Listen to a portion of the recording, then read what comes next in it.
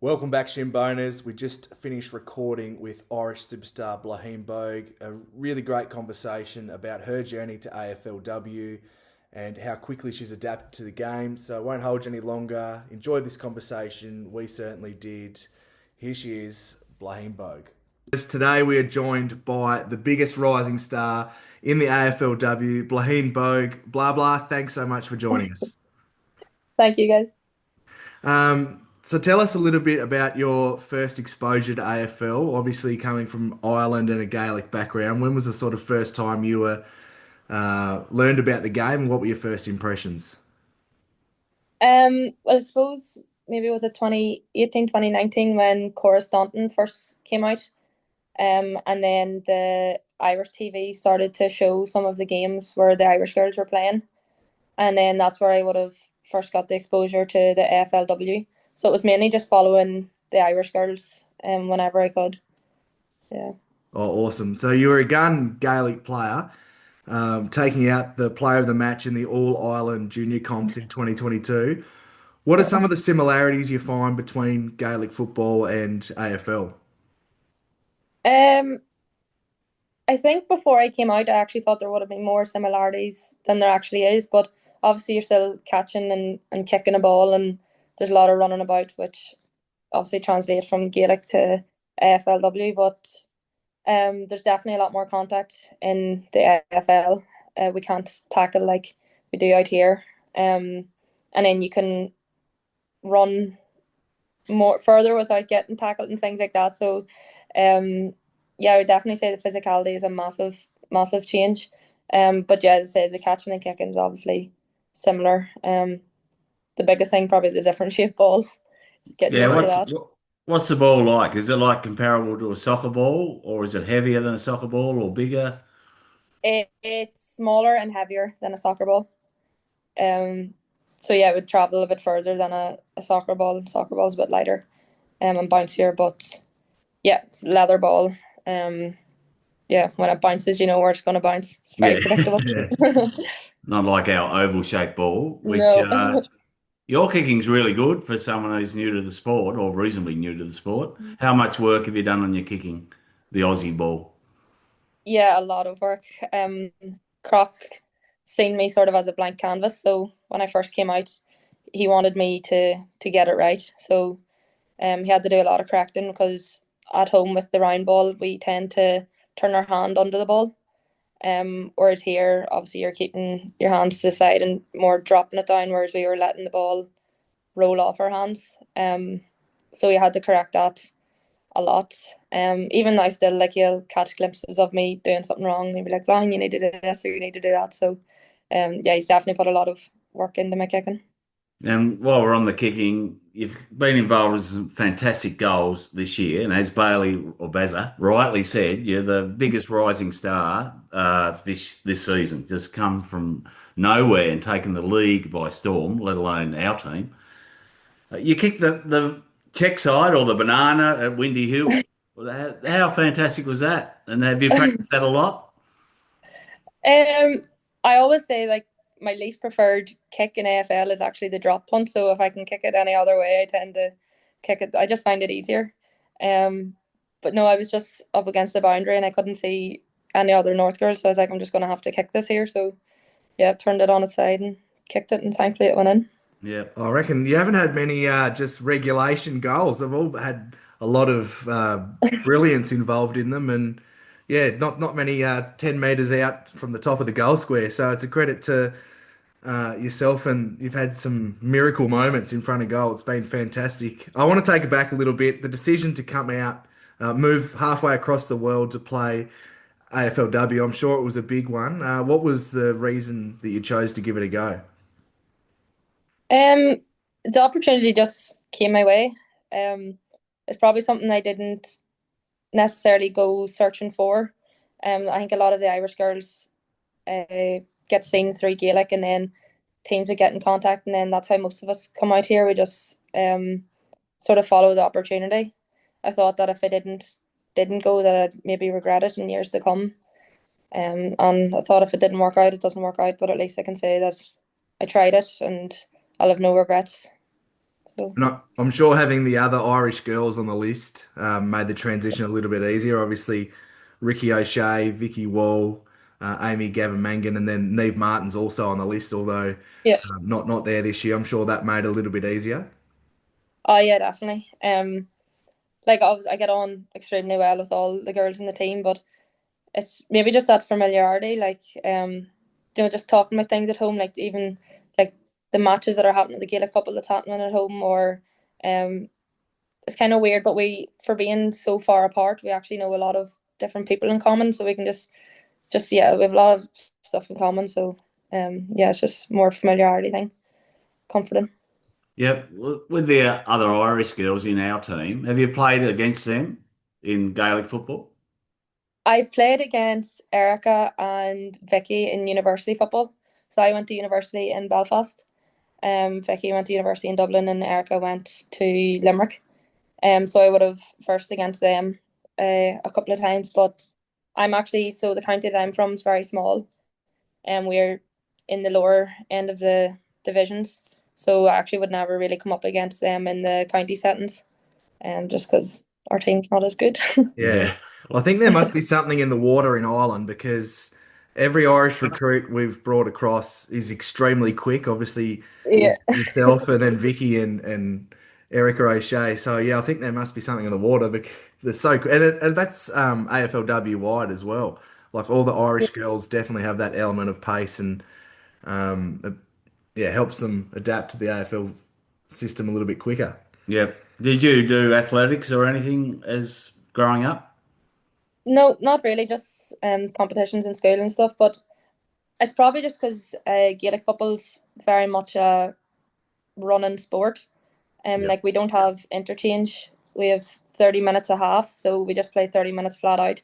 We don't have stoppages. The only stoppages we have would be, say, if someone is down hurt, or if the other team's taking a kick out, or your team's taking a kick out. So it's constantly going. We're constantly changing direction. So that probably adds to the our running ability. That's a fair workout, 30 minutes a Yeah. half without any change. Yeah. Because I have Mm. watched a bit of, I haven't watched a lot of Gaelic actually. I've watched more the hybrid when they combine it with the AFL and International, yeah. it leans more to Gaelic football and that is quick. Hmm. Yeah. Would you like to see it like sort of the international rules they played with the men's Australia versus Ireland? Would that be something you'd be keen to explore if it was to come in the AFLW space? Yeah, definitely. I think they're talking about maybe doing an Ireland versus Australia, but it would be an AFL game rather than the mixed rules. Yeah. Um, I think I'd probably rather the mixed rules, get the round ball back. Yeah. Um, but yeah, it's an interesting one because say it is like an Ireland versus Australia, and you're playing against girls that you're going to be playing with. You just be afraid maybe, know if there's any like feistiness or something like that. Because Yeah. in the men's, like I remember watching them back in the day, and there used to be a lot of fights and stuff breaking out. So you Yeah. just hope that nothing like that would happen, because you wouldn't want any bitterness within teams. Yeah, exactly. Not many people might know that you were actually on the list last year, but unable to break into the side. Obviously, a stacked side that was that Yeah. went through without losing and won the premiership. What were some of the areas that Croc and the coaching group wanted you to improve on prior to this season? Probably just my game knowledge. I came, so I had finished my degree last year before I came out, and then it was 2 weeks before our All Ireland final. So North let me stay for the All Ireland final. So by the time I had got that all wrapped up, there was only 2 weeks before the season had started. So from coming out to preseason this year and realize how much I actually didn't know last year compared to this year, just in terms of system education and running patterns and things like that. Um, but yes, I suppose I was an emergency for a lot of last year too, and we didn't have any injuries, so which is obviously a good thing. It is a good Um, thing, but yeah. yeah, Unfortunate so for you, because yeah, I remember you were emergency a lot. yeah, Yeah, I thought you might crack it for a game, but yeah, you need someone to be in poor form, which the team wasn't, and individually no one was in poor form. So you just got to bide your time. But it's worked out beautifully so far this year for you. yeah, thankfully. Yeah, like your season's been incredible. nothing short of that. Do you feel comfortable at the level now that you've played every game this season? Um, no, I still feel a bit like not comfortable, but you're still a bit apprehensive. Like you obviously still want to be performing for the team. Um, like I'm in no way thinking that I'm an absolute certainty on the team. Like every week, I just feel like I need to perform to keep my place, and I'd be anxiously waiting on a text from Croc on a Wednesday to see whether I've made the squad for the next week. So, yeah, I'm definitely not getting ahead of myself in that way. Because just we have such a good list and we have so much talent and yeah, I think that's permeates throughout the side. Like there's no complacency, and that's yeah, one of the many reasons why the girls have been on top for as long as they have, and the streak that they have. All the other players we've had on speak glowingly of Croc. yeah. How have you found him as a coach? He's just genuinely a lovely person. Um, like he's very personable. He gets to know all his players. He's just a lovely man. And then in terms of a coach, like he just breaks everything down so easily. You understand what he's talking about. You know what exactly he wants you to do. If you're doing something wrong, he'll tell you. He'll bring you up to his office and be like, show you vision and tell you this is what you need to work on. Um, so yeah, each week you know what he wants from you or expects from you. So yeah, I know he's a great coach, but a better person on top of that. Oh, that's a fantastic answer. Thank you for sharing that. What did you think was the hardest part of transitioning to AFL? Was it the bounce, the kicking? What was the hardest part for you? Um, well, yeah, obviously the kick was tough because of how I would have kicked at home. I think one of our forwards coach last year, he asked me what like one of my attributes in Gaelic was, and I was like, funny enough, it's actually my kicking. Whereas when I first came over here, it's just because I felt like I was a good kicker at home, I was nearly going about it the same way, and I just had to completely scrap how I kicked the Gaelic ball and basically learned from scratch how to kick an AFL ball. And then yeah, just my game sense to be honest, because in Gaelic we tend to run towards the ball. Um, Here, like instinctively, I would run towards the ball, which Croc is trying to knock out of me because I'm ending up chewing up my space and things like that. So yeah, I'd mainly say the kick at the start and then just general game sense.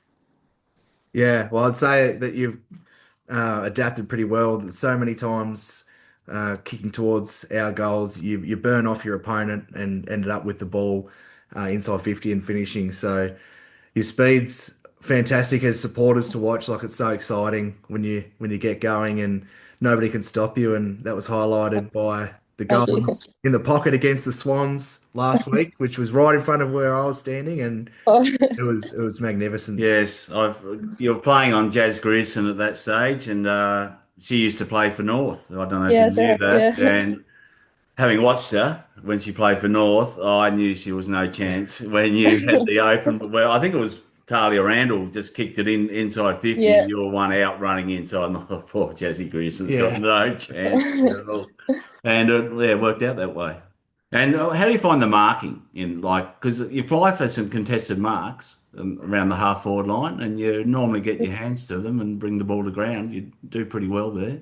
Is that Um, a consistent thing yeah, with Gaelic, or obviously it's different shaped ball as we've already covered?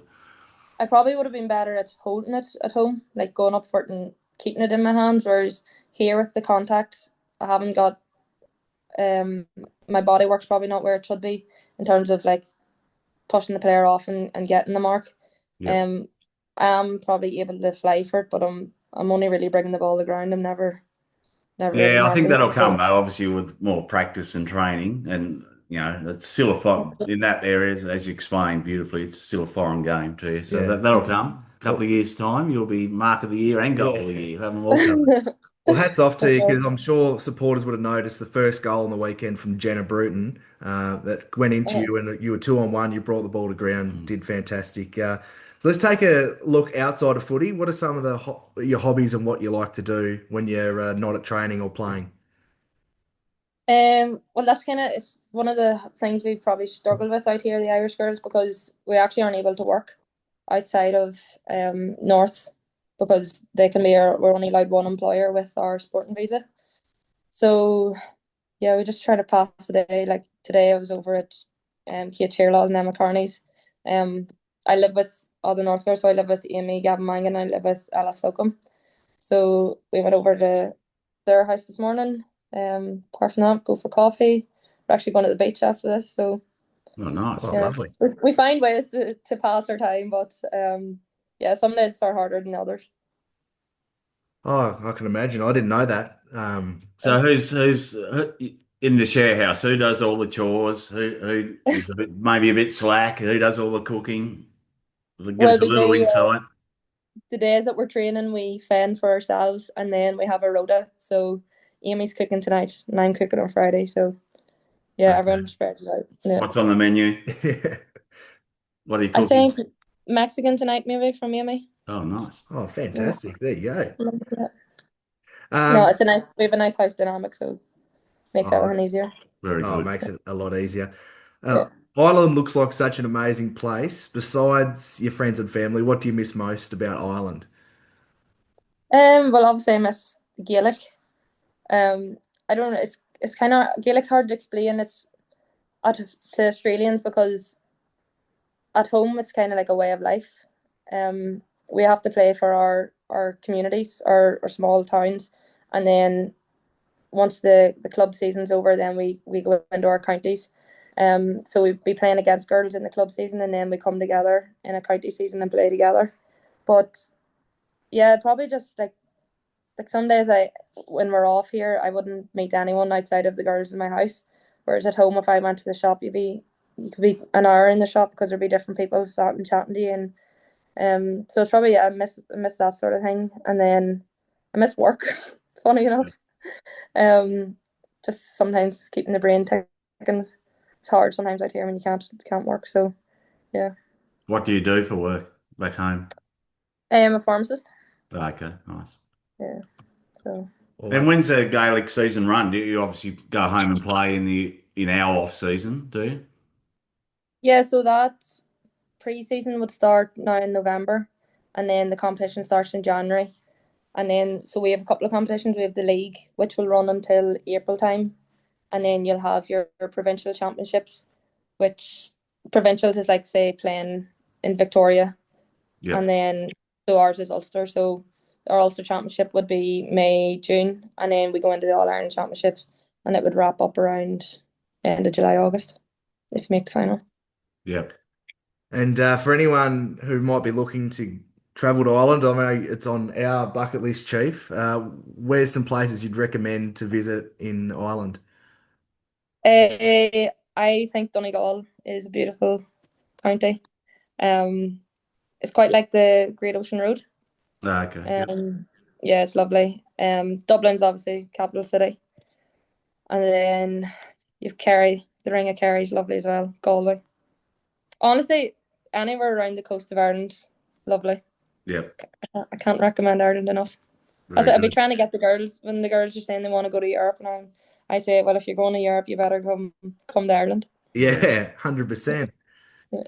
No, it's definitely on the bucket list, so hopefully get there one day.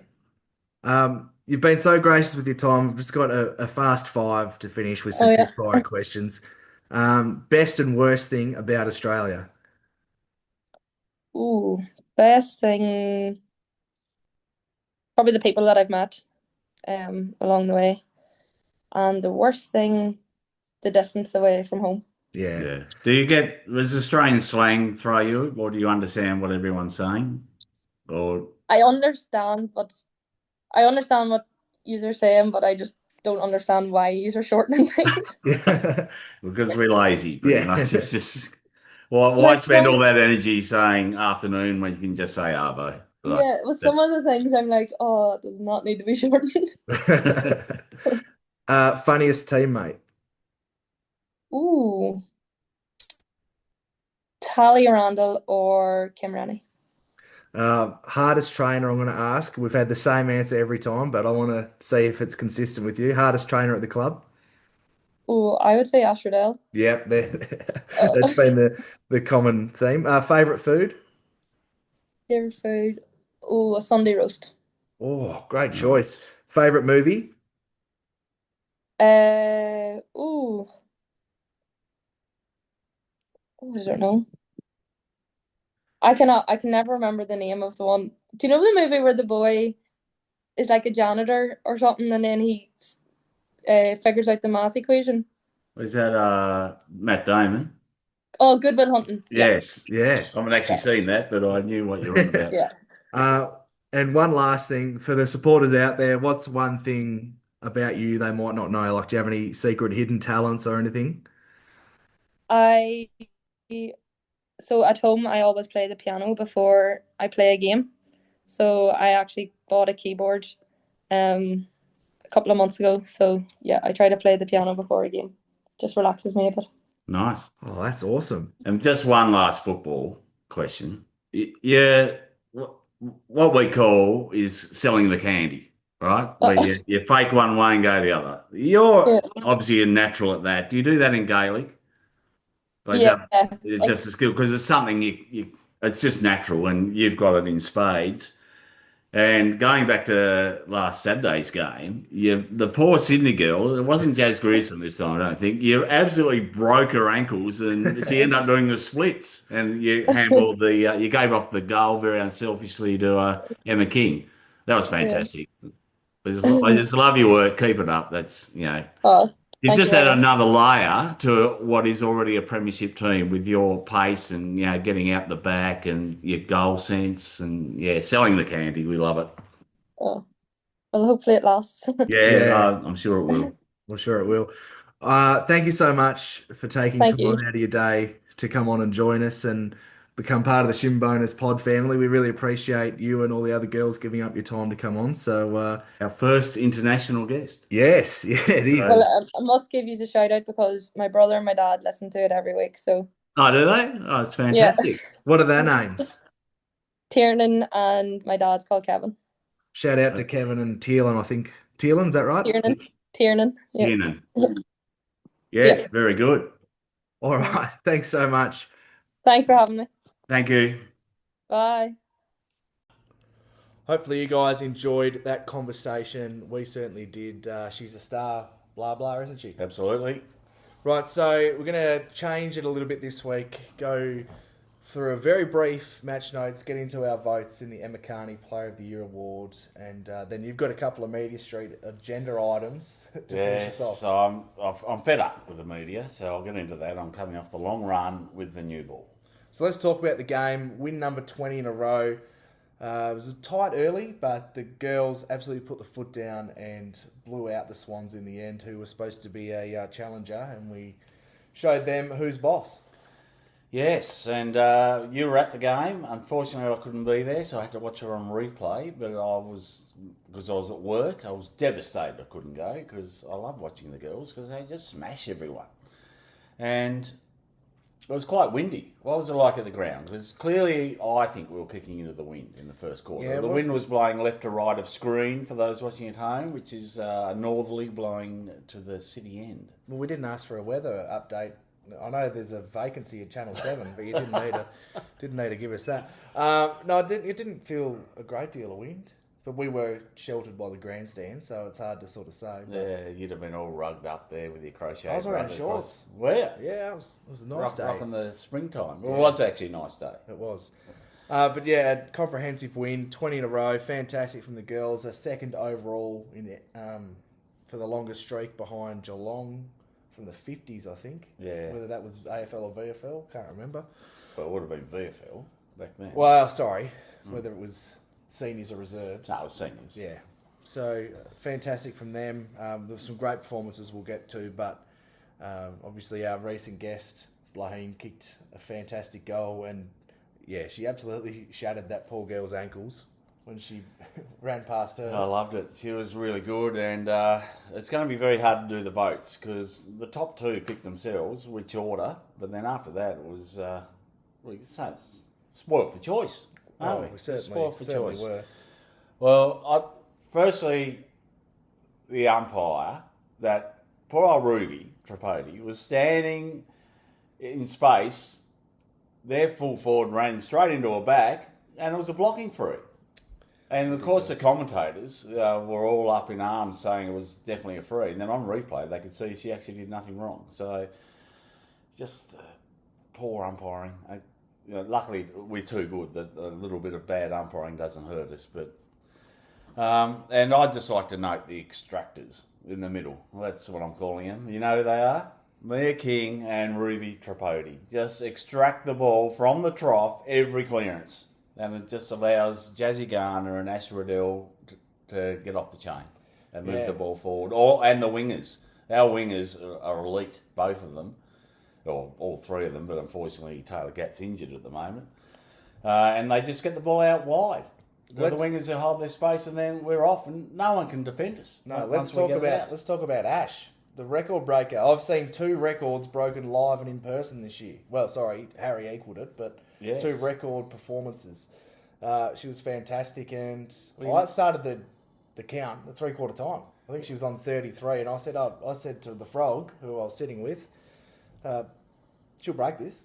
Yep. Only needs 12, and we might have had a high North Melbourne official sitting behind us as well, in the president. Oh, the press. Probably listening in as well, and we got the count going. And I had the AFL app up and refreshing every time, and just like deja vu from when we were doing it at Boot Park with Harry. Yeah, we're counting them out loud, which was awesome. But yeah, well, you did better than the commentators, which is a sneak preview of my media streak. They had no idea until 1 minute to go, and she needed 1 to break the record. I want to give a shout out to Nick Hayes as well on Instagram, who sent me a message and about a passage of play in that first quarter. Ruby Tripodi, 3 efforts, bang, bang, bang, getting beaten up and just continuing the pressure. And that's a sign of this side, and how when you've won 19 in a row, you can think, oh, I don't have to do that extra one, you know. And just the undying competitiveness in the girls, and that's why we play at such a high level week in, week out.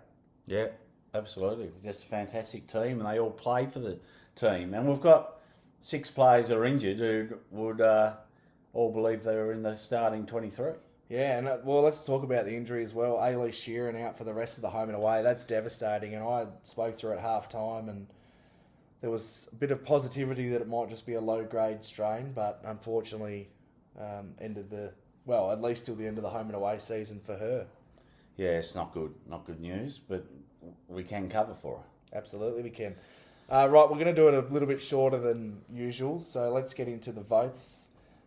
We're pretty similar, so we'll start with our 5. I'll let you introduce who we both gave 5 votes to. Right, in the most prestigious award in all of the AFLW, the Emma Carney Award. I gave 5 to Jazz Garner. 4 goals and 28 possessions, and a bit slow in the first quarter, but then from quarter time onwards, just bang, dominated, just gets the territory out of the clearances and drifts forward and kicks goals. No one can go with her. And there's still the commentators, so this is another little grind my gears.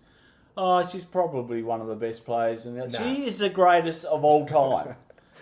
I will die on that hill. She's the GOAT. She is the GOAT.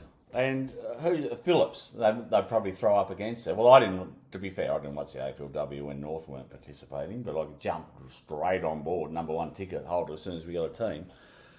And she's better than Phillips was. Yeah, I think so. Yeah, okay. All right, number 4, 4 votes to the most unlucky player ever to get every week she breaks the record. You were talking about, you've seen it. If you want to see it again, go next week. She'll probably break it again. Her own record. Ash Riddell, fantastic, wasn't she? She was brilliant. To only get 4 votes. I mean, it was a toss-up. It reminded me of when Harry and LDU at Boot Park, when Harry got the record and LDU played probably his best game ever. Oh, I wouldn't say that. Only got the 4. Well, it was close. It was it was best game of the year. And got the 4 votes. But yeah, 4 goals tipped my vote towards Jazzy. So Ash Riddell, fantastic, business as usual. Tess Craven, I gave 3. Her kicking is better than elite because she doesn't take the 25-metre easier kick. She takes a longer 40, 45-metre, and the player just runs onto it and gets on the chest. It is sorry to be Dennis Cometti, but it is centimetre perfect, her kicking. I'll tell you what else it is. And it opens the ground right up. She doesn't kick those high floaters, the darts as well. They're spinning properly. They're low darts, as you said, and they hit the play. That she gives it to the space so the player can run onto it. So even if the defender's right on them a metre behind, they've got no play on the ball. It just opens the ground up. Fantastic. Amy Smith, the other winger, I thought she was fantastic. I think she had 22 odd, I'm thinking. Her ability to hold her width, obviously she was playing on the wing on the side I was on. Fantastic. Yeah. It's so disciplined. Like, it's so easy to bite, go in, and then the next, when they're trying to switch or the link in the play's gone. But her ability to be disciplined and impact, fantastic. Yep. And it was very hard to get the one vote or to split from about 12 players. But I went with Vicky Wall because that goal she kicked from 50 when we needed it early, it was the first 10 seconds of the second quarter. Just fantastic. 50-metre goal. She's got one of the most powerful kicks in the whole league. And then there's her tackling and her pressure, like a thumping tackle. So I thought she was really good. Right, I'll go through mine. I'll go 5 to Jazzy, 28 and 4. Like, it's hard to argue there. Ash got my 4. Incredibly hard on her to break the record and then only poll 4 votes. I also gave 3 to Tess Craven. You spoke fantastically about her game-changing kicking and is one of the most underrated players in our side. Tess was fantastic. 2 votes I gave to Ruby Tripodi. I thought her work in the centre, in and under as the extractor, as you mentioned before, fantastic, and laid the 8 tackles and was tough around the ball. Her pressure on the ball was awesome, and you could make a case for so many to be the most underrated player in the comp or in our side. And the 1 vote I gave to... Who did I? You can't remember, can you? I can't remember.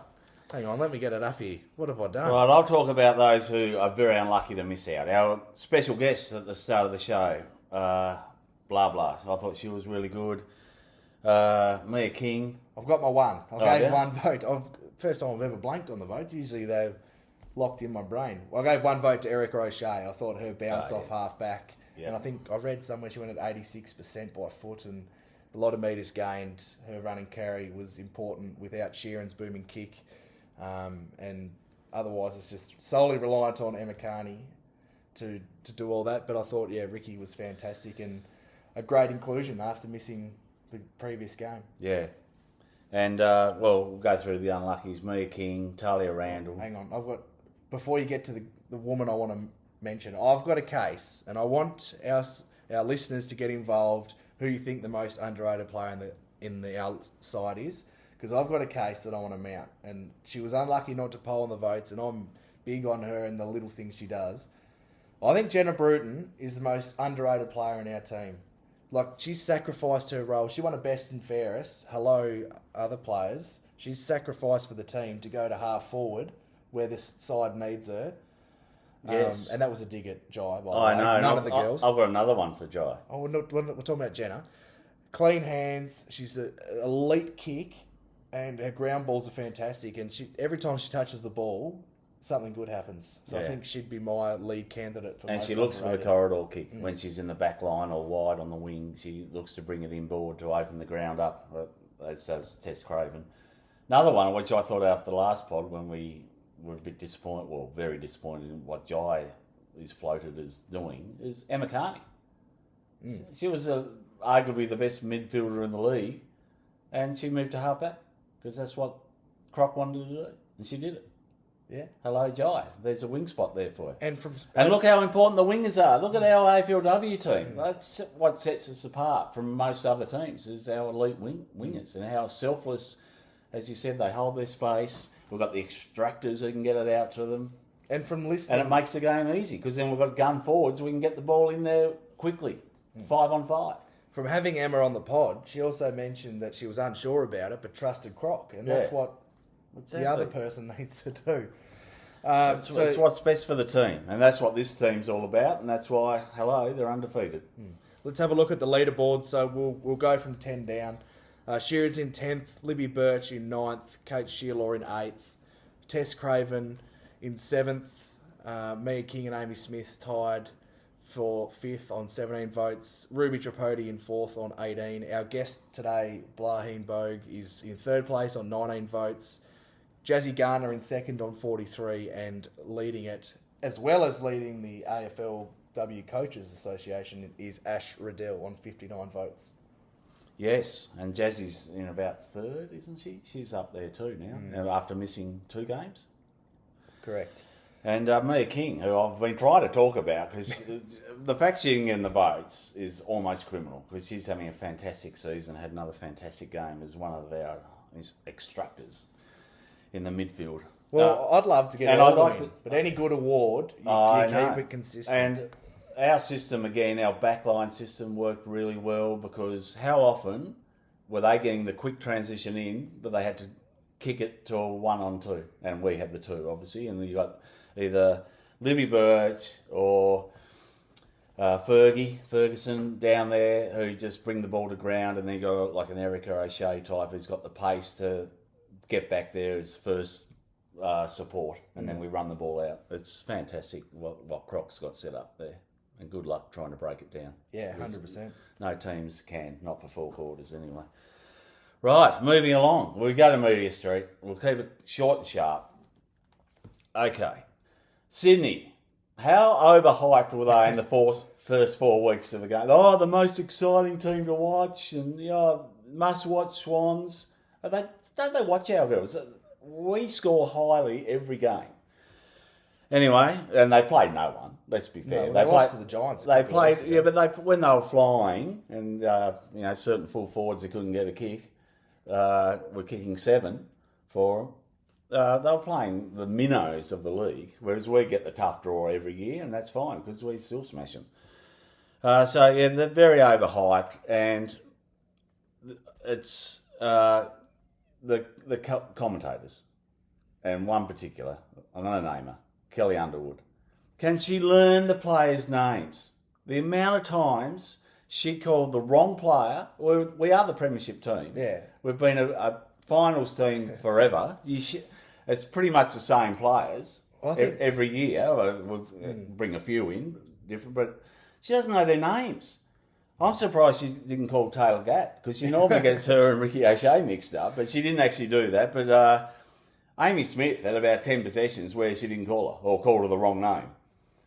I think our guest, Blah Blah, ran into a goal, and she might have called her Ricky O'Shea and then corrected herself. She does it all the time, and it's horrendous. But the worst one, we cleared the ball out. Sydney cleared the ball out to the wing from their back line, and it was going to go out of bounds, and Ricky O'Shea got it handballed to Shannon or someone, and we worked the ball around. Well, she said, Sydney have kept the ball alive. It was blue and white jumpers with the ball, and she said, Sydney have kept the ball alive here. What? She must be colourblind. Yeah. Anyway, I don't want to be really personal on her, the other thing is, Zippy Fish, who played a good game. They didn't know Ash was breaking the record until the last minute, when they said she needs one more to get the all-time record. Yet every time Zippy Fish had the ball, she's had 18 possessions, she's had 19 possessions, every time. No, that's ridiculous. And it was just too much bias for my liking. And not enough praise for the North girls. They didn't really praise them till right at the end of the game. And every time we've beaten Sydney, the little AFL's love child, I think we've been by 60, 66 and 68 the 3 times we've played. Yeah. Anyway, that's my grind my gears. I wish and she's their senior commentator. I think Kelly she needs Underwood. to go down to a meet and greet with the girls. But she might, yeah.